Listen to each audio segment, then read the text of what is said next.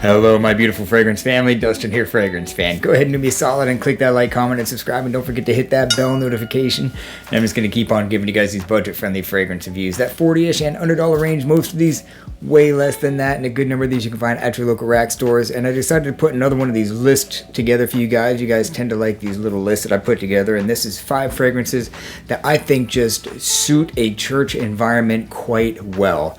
And it doesn't necessarily have to be church, but I'm talking, these are like what I like wearing to church because some people are more dressed up, some are a little more casual. There's a whole bunch of people, young, old, so just fragrances that aren't really going to offend anybody. You're going to stand out just a little bit, probably smell better than anybody there for the most part. Something that's not incredibly loud, but good enough that other people can smell it and it's going to last the whole duration of the church. If you go to like some Pentecostal churches and stuff or Spanish churches, them things can last like 5 or 6 hours.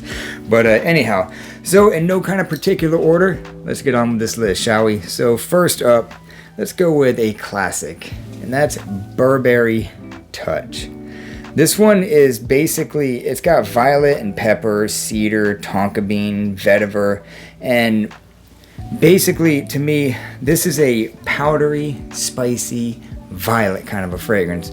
Pencil shavings and powder. A little bit fresh, a little fresh, spicy, but it's a powdery fragrance. If you aren't scared of a powdery, gentleman's grown up, fairly unique, woody kind of a fragrance, again, powdery, this one will do the trick. And it's not too offensive when it's pretty warm out, but if you're in a church, it's going to be more of a climate controlled environment, so that's why this makes the list. I wear this to church. It definitely pulls in compliments. It lasts a decent amount of time. It projects farther than you'll think without being offensive. And it's a very grown-up, mature smell because it's a classic. This is a gentleman's kind of a fragrance. Burberry Touch. If you're not afraid of a powdery, spicy violet, check this one out. Up next, my scent of the day for church today, Rojas Loam. This one it's got blood orange and cardamom, juniper, geranium, basil, patchouli, moss. It's basically a creamy, fresh, spicy, earthy fragrance. To me, blood orange is kind of like a drier, more tart, on the side of like oranges. It's a drier, tart version of oranges. There's also pineapple in here, but to me the opening has more of that blood orange cardamom type of a thing going on.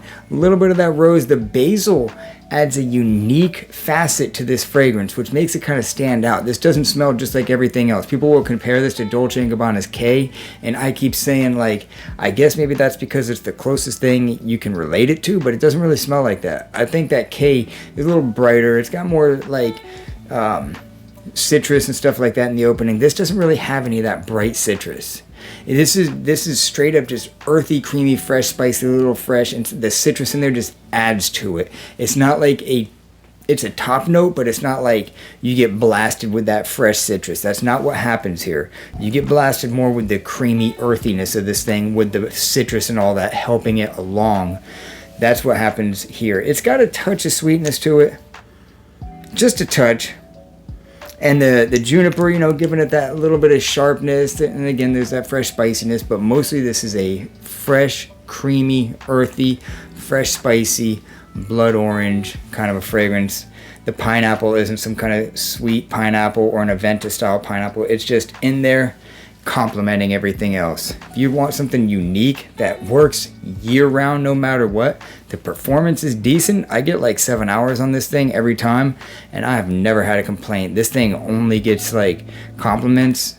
I don't necessarily get compliments every time I wear it, but anytime I show this to people, they like this fragrance. So, and the quality is very good for the price tag on this. Very good quality. You could put this on the shelf with the high-end blue fragrances and it'll do just fine. So Rojas Loam doesn't even have ambroxan, but it has an ambroxan feel. Gotta throw that out there. Up next, one of my newer pickups. And yeah, there's a bunch of fragrances in this style of DNA, and of course one of them I felt like had to make the list, so I chose the most unique one that kind of goes its own direction a little more than the others. Opnon Supremacy, Not Only Intense. And this is an extrait de parfum, my particular one here. And yeah, it's like a 155 milliliter bottle. And so this leans heavier on, like, it's got some sweetness from the green apple, the juiciness from the citruses, and that black currant more than anything else.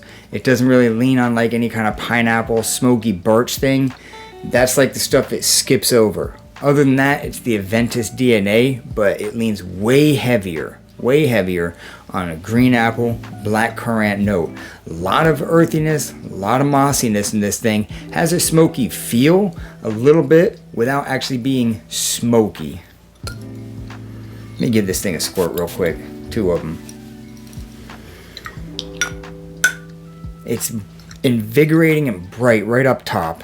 Invigorating and bright. That bergamot mixing with that green apple and that black currant makes this thing scrumptious and juicy up top. But the richness that the black currant adds to this thing with that earth and mossiness and that amber just really makes this thing stand out and be a little bit unique as far as the Aventus style DNA. If you have other Aventus clones, this really won't be that redundant. If you have any kind of a sizable collection, even if you don't, this is different.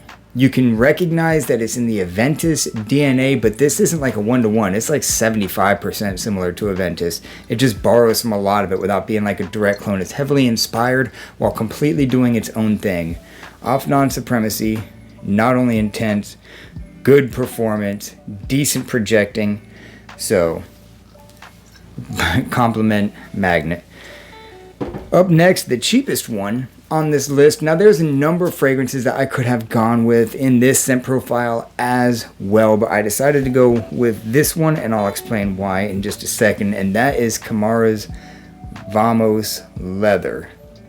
I can get this thing to focus. I don't know what's... There we go. So this is like a raspberry, saffron, frankincense, leather, amber, which... Tuskin Leather. This is a very close interpretation to Tuskin Leather. When I first got this thing, it kind of leaned more on the ombre leather, Tuskin Leather combination vibe, but now that I've had it for a little bit, it's like straight up Tuskin Leather. And I chose this over the Tuscany leather.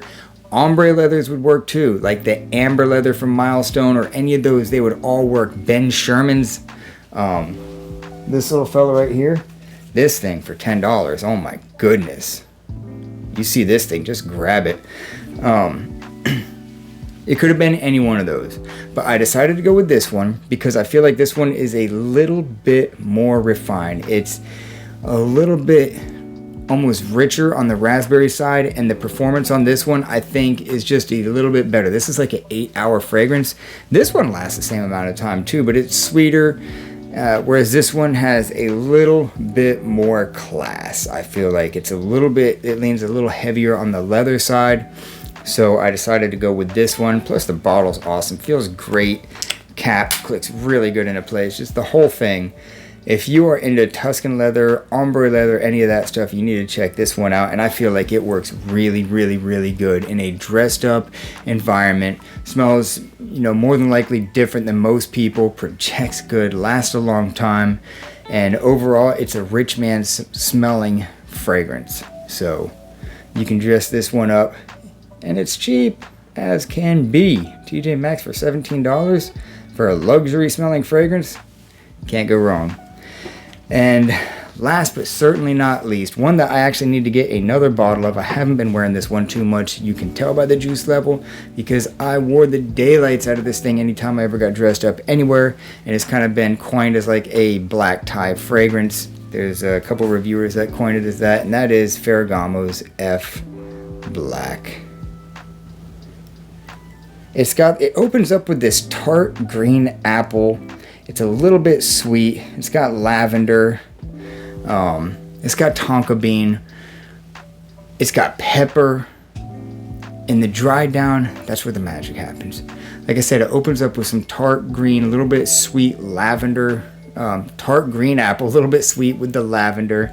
And it has some of that black pepper, not some.